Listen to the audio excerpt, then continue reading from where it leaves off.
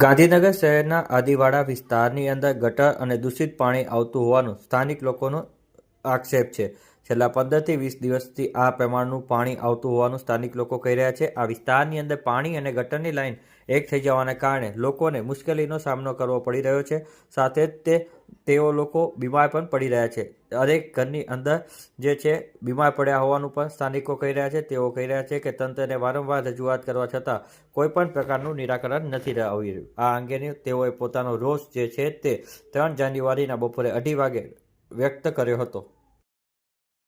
જસુભાઈ કાંતિભાઈ હું બોલું, આદિવાળાનો છું। હું આદિવાળામાં પાણી બોરનું બી આવે, ચરેનું પરેશનું બી આવે, ટાંકીનું, અને આદિવાળામાં પાણી ગટરનું બી આવે અંદર પાણી। એ બધું પાણી અંદર આવવાથી પબ્લિક બધી બીમાર છે। બી મારા ઘરમાં 2 જણ બીમાર છે। આખા આદિવાળામાં 150 થી 200 માણસ બીમાર છે। બી હાલે ગટરનું પાણી બી મિક્સ આવે। અમે કમ્પ્લેન કરી તો કમ્પ્લેન અમારી કોઈ નોંધતું નહીં, આપતા બી નહીં હરખું કરવા। અમે કરવા જઈએ તો બી એમ કે તમે બિલ ભરો, નામ કરો, ફલાણું કરો, એમ કરી અમારી વાર ટાળી નાખે બધું। અને કોઈ પાણીનું સમસ્યાનો હલ કોઈ કરતું નહીં। અને પાણી બી હાલે એટલે કોઈ ખરાબ જ આવે યાર, ગટરનું જ પાણી આવે। ગામ આદિવાળાના છીએ, અમે રહેવાસી છીએ બરાબર।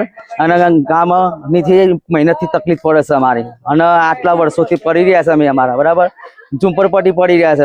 અમારે કોઈ તકલીફ પડી હોય તો કોઈ અમારું કોઈ ખબરતું નથી હતા આદિવાળામાં, અને અમારી હજી ખબરતું નથી।